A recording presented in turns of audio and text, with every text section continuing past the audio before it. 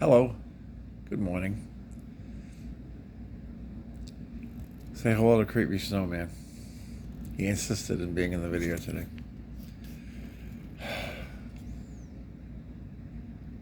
Anyway, I'm going to get back to my gardening farming soon if the weather gets a little warmer. Um, Everything's a mess out there. I want to clean it up, but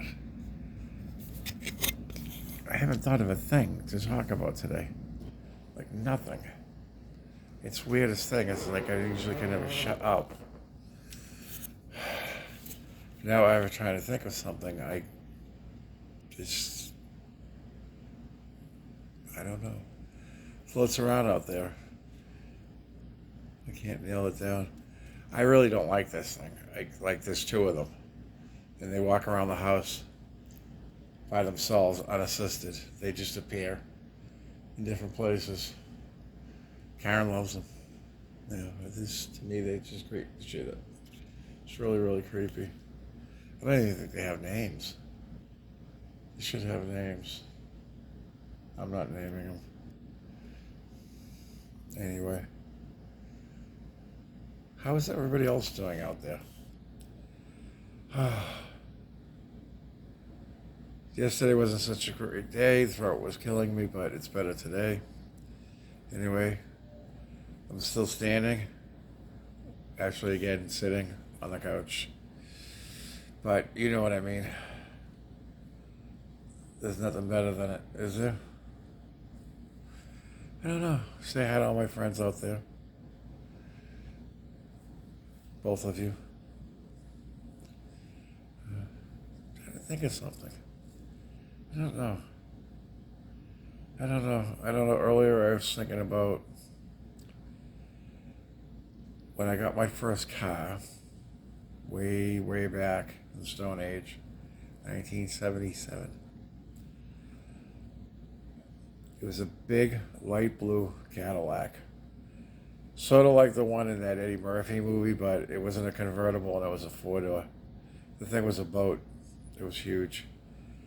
And I was at Merritt gas station down on Colony Ave. And I was outside of the car, and I don't know why it was. I could kneel down for something or whatever. And as I went to stand up, I heard somebody say license and registration. And I said, look up, I see a uniform cop on the passenger side. And I said, okay, sure, no problem. You know, I got my car, the first car, like 2 days, and I'm already not really getting pulled over because I'm like already pulled over, and guy just appears out of nowhere. So I went down to retrieve the registration out of the glove compartment. Now I don't know if you know anything about those old Cadillacs. The glove compartment was hidden under the dash. You couldn't see it, so you had to reach under the dash. And you keep saying, "Do you hear me? I'm reaching under the dash to a hidden glove compartment with a cop standing there." So as I guess I moved too quickly and went to reach under and grab press the button or whatever on the thing. All of a sudden I see a gun in my face and him screaming at me, and he reached across the passenger seat, and yeah, I'm like not even 17 yet. I'm like, well, life was good. This crazy cop's gonna shoot me, and just like frozen. But there's like 10,000 thoughts goes through my head, and he's screaming like they do on the movies or the TV or whatever or something like that, and I can't breathe, and I don't understand what's going on, and I hear another voice. It's ended up being his partner, I guess, and he calmed the guy down and everything, and guns were put back in holsters, and I mean, this gun was literally so close to me I could smell the oil in it. He must have freshly cleaned it or something, but um, so everything calmed down, and I'm like inside, I'm shaking so bad, and I just said to the other guy, "What's going on?" He says, "Well, people have been calling in about cars racing up and down the street, and your car matches the description."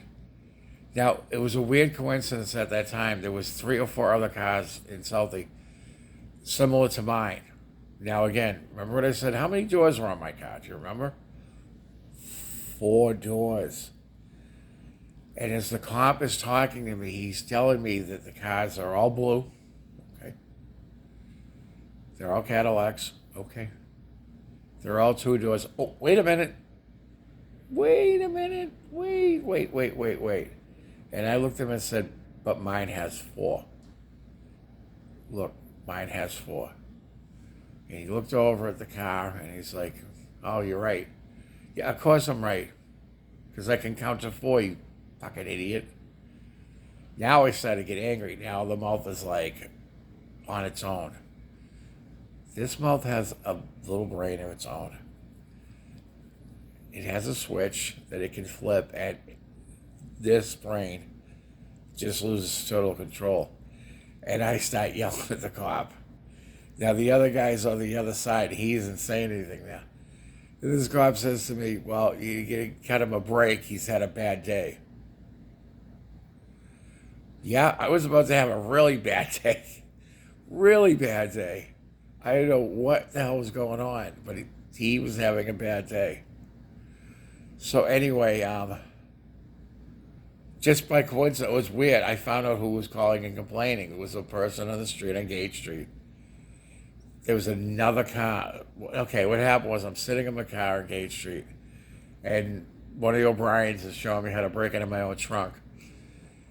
Sorry for another day. Anyway, this blue Cadillac, 2-door Cadillac, was flying down the street, slams on the brakes, speeds up, blah, blah, blah, blah, blah. And then a little while later, somebody comes out and starts saying something to me about me doing that. I'm like, I didn't do that. I was parked over here.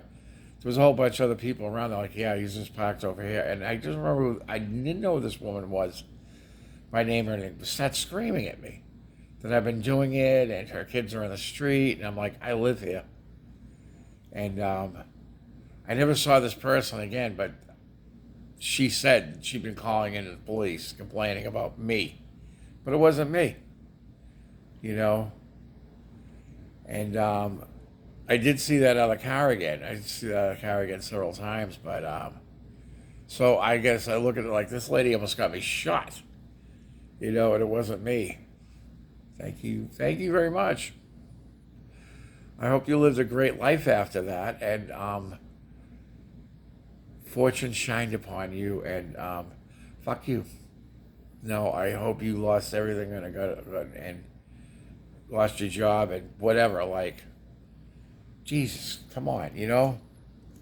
Like, what did I ever, who asked you? What did I ever do to you? Anyway, I didn't have that car long. I didn't have that car long. That's not the only time I ever had a cop pull a gun at me. Now, here's the thing.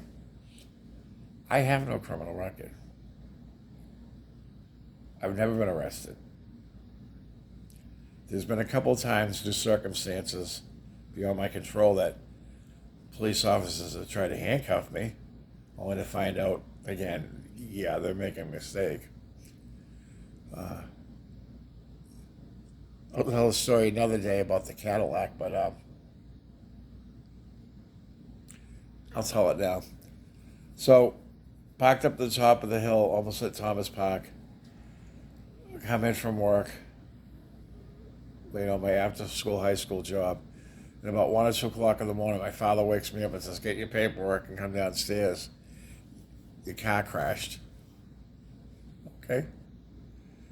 And I remember just walking downstairs and when my car crashed. How could my car crash? I'm not even in it. And as I'm waking up, I go downstairs and I see half the fire department and some of the police departments and everything. And my car is in a house. Okay, now my car was up the top of the hill. Now my car's halfway down the hill, down there, and it's in a house. And I don't understand what's going on. I've been asleep maybe since 11 or whatever. So I see that The fire department's gonna like lift up my hood and it's gonna cut my battery cable. Well, I can't afford that, so I like shoved this fireman out of the way and I jumped in and started the car up and backed it up with everybody screaming at me about the house is gonna fall down. The house didn't fall down. But anyway, I look over and I see my father talking to a cop with a lot of like gold stuff around his hat and stuff, and I know he's like up there in rank. Probably pissed off because he has to work the night shift or something, you know. Quiet. Anyway, so he goes to arrest me. He probably hasn't put cuffs on anybody in years. And he's got a hold of my wrist, and my father grabs his wrist. You have now pissed off Joe McDonough. So he pulls his hand off of my arm. He starts arguing with my father, and he pokes my father in the chest. And my father grabs his uniform with his right hand. And I'm thinking, we're all getting arrested. My father's gonna like put this guy in the hospital. And these other cops start coming around and putting their hands on my father, and I'm like, they don't understand what's gonna happen. They do not understand what is gonna happen right now if they don't let go of him. And my grandfather, they say, was a very, very strong man. And my father was too. Something calmed down after a few minutes. I don't know what happened. Maybe it was the fact that all of our neighbors came out of the house and now outnumbered the police by, I don't know, 300 to 20 or whatever. And they just kind of said, maybe we should leave.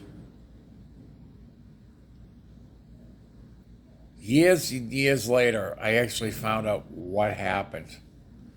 There was a neighbor up the street that was afraid to tell it because the person who did this to my car was a very scary, scary person who years later spent a lot of time in jail for doing some very, very bad things. But this fella had been looking out his bedroom window in the middle of the night and he sees a guy get in my car. Now, how he got in, I don't know. I had electric door locks on the thing, and the car was locked, but he got in the car. And back in that day, there's no locking steering column, so this prick did was put it neutral drive, whatever. Turned the wheel out, got halfway down the hill, and then stepped out of the car. The kids just stepped out, just took a step out and started walking away and let the car roll down the hill. And then when it hit Mercer Street, it turned left and hit this lady's house. And her house had been hit several other times before. But during the talking and everything, she started saying to my father that she wanted to see my insurance. And my father said, why, you got homeowners? She says, your son, he snapped on her and told her, just snapped on her, get your own insurance. Leave my son alone. Go back in your house, mind your own business. Things like that, well, it kind of like was. See, the thing is, the car was heavy, but it really didn't hit the house that bad. I think the curb had slowed it down. And I guess she was concerned because her poor baby son was laying on the couch and he went flying off the car. There wasn't even any damage to the car. It's like the car rolled up onto the corner of the house. It didn't even break a clapboard or anything. But she just like insisted. I don't know. She's a snob anyway. She was a snob. I don't really know much about her. She had a couple of kids, and then after that, the city put up poles. I wonder if they're still there. Poles on the corner, so the cars would smash into the poles instead of her house. I don't know. It was just really, really bizarre. Just really, all I've ever wanted was a quiet life. Quiet life. Just things go smooth. Watch some TV maybe. A little ball game. Cat's staring up at me right now. Don't judge me. Anyway, that car was a trip. You could fit like 8 people in it. It had a curved back seat in it. I love that car. If I ever have any money, I'm gonna buy one identical to it. Yeah, I really love that car. Hello, Turbo. Say hi to everybody.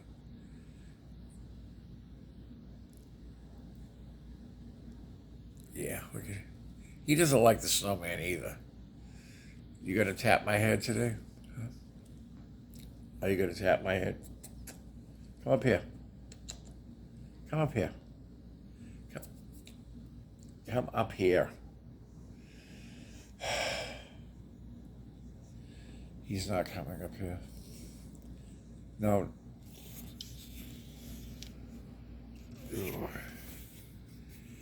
Yeah. He's needing my blanket.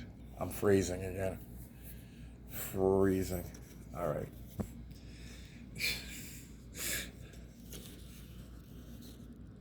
Did you see him? Come on. Here he comes again. Say hi to everybody, Turbo. This is the morning routine after Karen goes to work. Get out, will you? Come on. Yep. Then eventually he'll come up and start tapping my head. You can tap my head? You can tap my head? You love me? I love you too. I love you. I have crumbs on my shirt. He's eating them. This is how we share breakfast. I have toast. He eats the crumbs. He's a funny guy. You a funny guy? Hey. You a funny guy? Ooh, funny guy. Oh, yeah. Oh, yeah. Oh, yeah. All right, carry on.